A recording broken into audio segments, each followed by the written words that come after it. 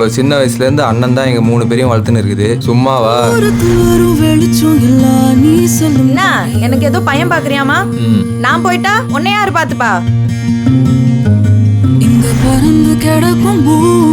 உனக்கு கல்யாணம் ஆகி குழந்தை பிறந்து நீ சந்தோஷமா இருந்தாதான் ஒரு குடும்பமாவே மாறும்.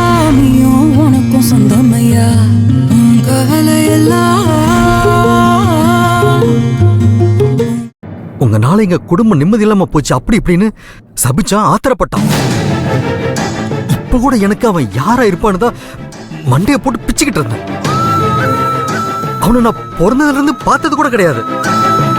என் மேல ஏன் அவனுக்கு அப்படி ஒரு கோவம்? கீரியும் பாம்பு பாத்துக்கலன்னா என்னப்பா? எப்ப பாத்துக்குதோ அப்ப சண்டை போட தானே செய்யும்.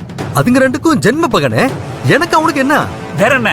உங்க அப்பாவுக்கு அவன் மேல இருக்கிற பாசம் உன் மேல கோபமா மாறிடுச்சு. நீங்க போனதுக்கு அப்புறம் அந்த ஊரும் களி வரதனும் உங்க அப்பாவை நிம்மதியா இருக்க விடல.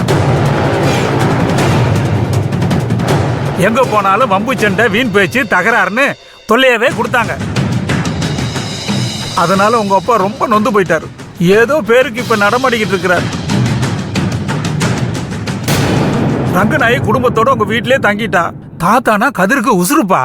நீ ஓடி போன விஷயத்தை பத்தி யாராவது பேசுனா உங்க அப்பா தலை குனிஞ்சு நிப்பாரு. இதெல்லாம் பார்த்து பார்த்து கதிருக்கு உன் மேல கோபமும் ஆத்திரமும் வந்துருச்சு. போதா குறைக்கு இந்த களி வரதம் வேற. இத்தனை வருஷ பகைய ஒரே நாள்ல தீர்த்துக்கிட்டான். உங்க அப்பாவோட 70வது பிறந்த நாள கல்யாணமா கொண்டாடினாங்க. அப்ப என்ன நடந்தது தெரியுமா?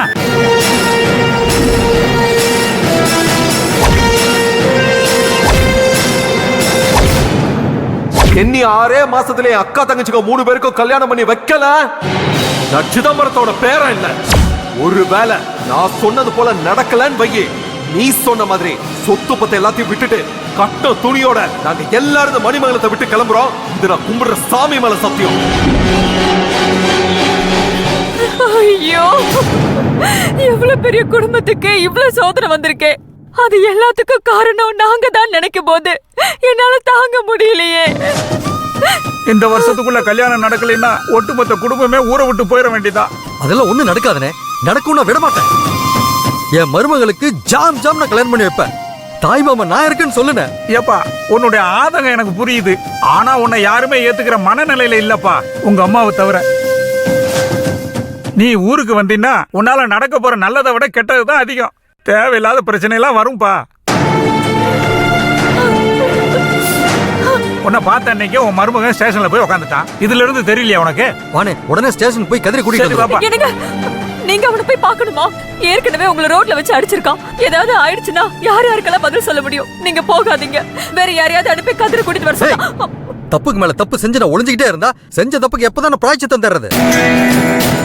என்ன தண்டிக்கிற உரிமை எங்க அப்பா அம்மாக்கு அப்புறம் என் மருமகனுக்கு தான் இருக்கு. அந்த தகுதி அவனுக்கு மட்டும் தான் இருக்கு. அவன் என்ன கொன்னே போட்டாலும் பரவாயில்ல, அவனை நான் கூட்டிட்டு வரதான் போறேன். அண்ணே, கிளம்புனே போலாம். இங்க பாரு, இங்க நடந்த எந்த விஷயம் நம்ம பிள்ளைங்களுக்கு தெரியக்கூடாது. நான் போயிட்டு உனக்கு போன் பண்றேன். திரும்பவும் சொல்றேன், நம்ம பசங்களுக்கு எதுவும் தெரியக்கூடாது. ஜாக்கிரதை. வானே.